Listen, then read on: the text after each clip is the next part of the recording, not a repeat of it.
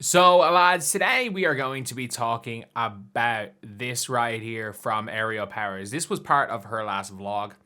Obviously, it's doing pretty well. It is doing pretty well on her channel. 18,000 views in, 18 hours. So, obviously, go subscribe to the Aerial Powers YouTube channel. Here it is. It is from the last vlog as far as I am aware. And this is a clip that I think is really, really interesting. Ken Swift shared it. We're going to play it at 1.5 times speed. And obviously, this is just a small part of a longer video. Go watch her full video so you can see her fully on the season. But I'm going to talk about this topic right here. And let's take a listen. Exactly who you are, right? Let me paint the picture for you.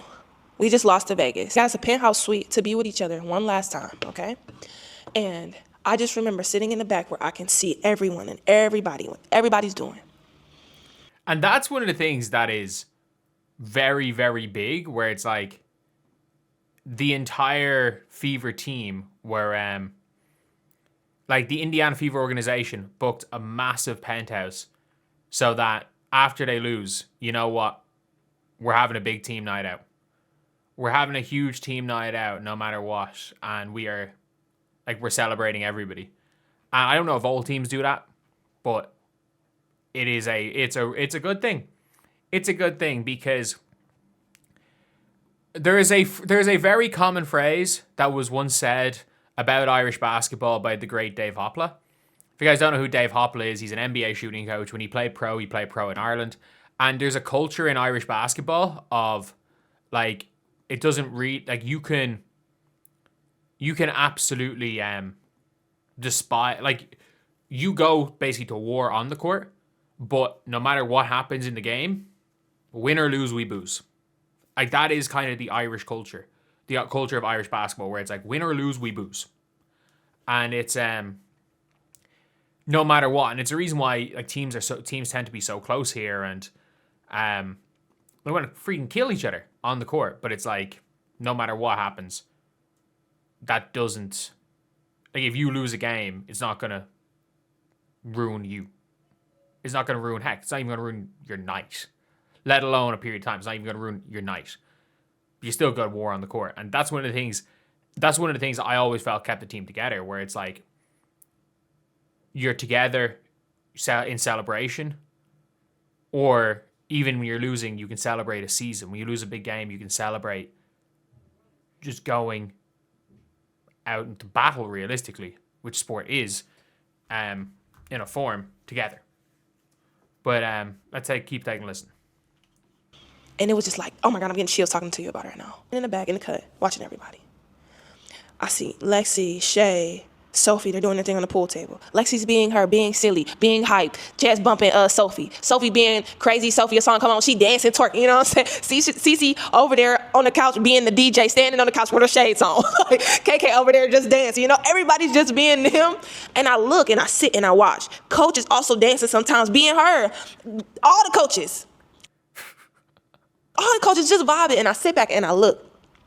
And I'm just peeping the scene. And I say, this is why. This is why they were able to do this.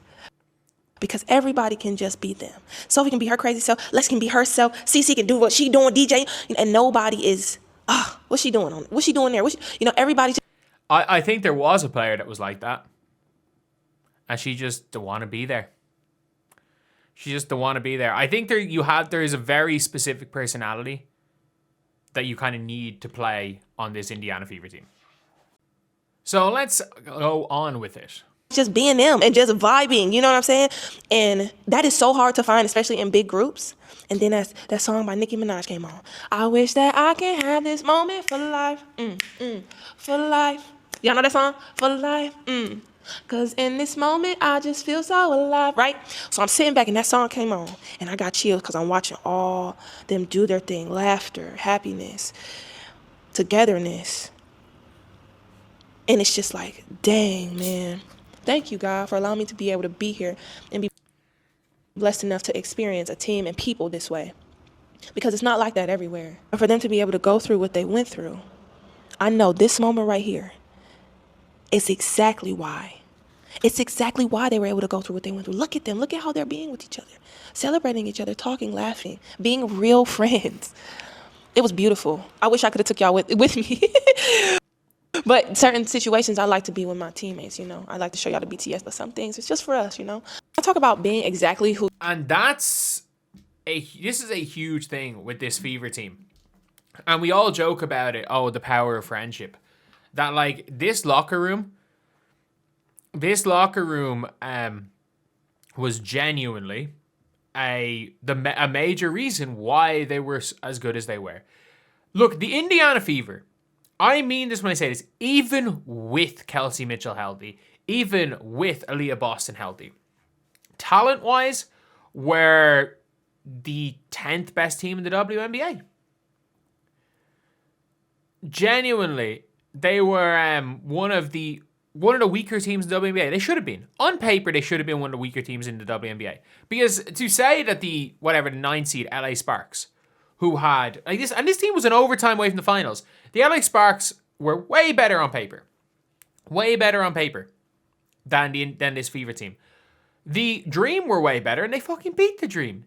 The Aces were way better than them on paper, and they got the Aces to overtime without Kelsey Mitchell.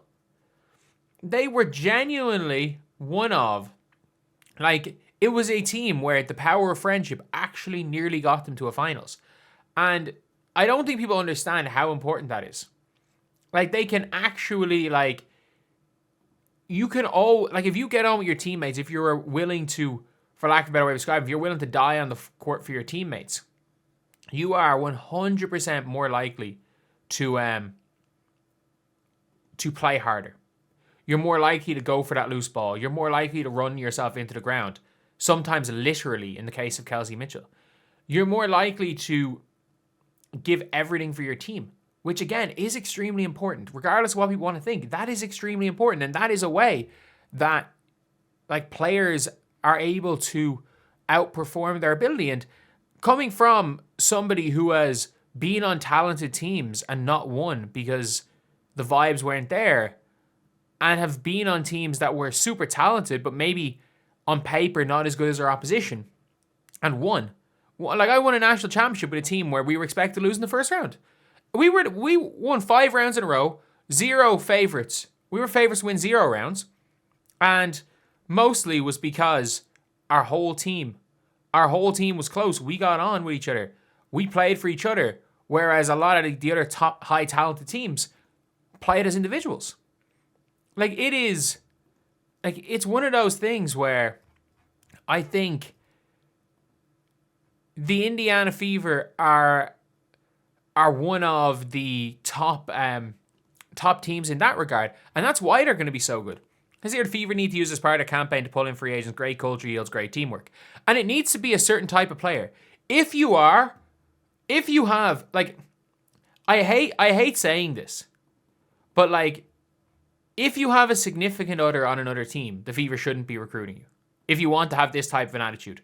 Because on a personal level, you cannot have, even on a professional level, you cannot have an us against the world mentality when there are people on other teams that you have to speak to on a daily basis. And that's not a knock on any of those players. It is genuinely it's something that I don't think it's possible. I don't think it's possible to do that. It's not a knock on those players. But I genuinely think that the Indiana Fever have to. They have to go and get players that really want to be there. And I think we've seen it with the hardship players. You've seen it from the likes of Tasha Howard. You find the players that feel like they're underappreciated. You go to Azare and be like, you should have been an all-star last year. Heck, you should have been in all WNBA conversations. But you weren't. Come here and you will be. If you be you and you do you, yeah, you might play badly and the fans might turn on you in the short term. But over the course of the season, if you do what you do, if you work hard and you stay positive, the fans are going to embrace you like no other fans. And they have to know when things are going bad, it's going to be bad. But when things are going well, it's going to be extremely well. But yeah, it's a like, it is an interesting thing to look at. And it's a really interesting thing for this Indiana Fever team. So anyway, yeah, that's the video. I'll see you guys.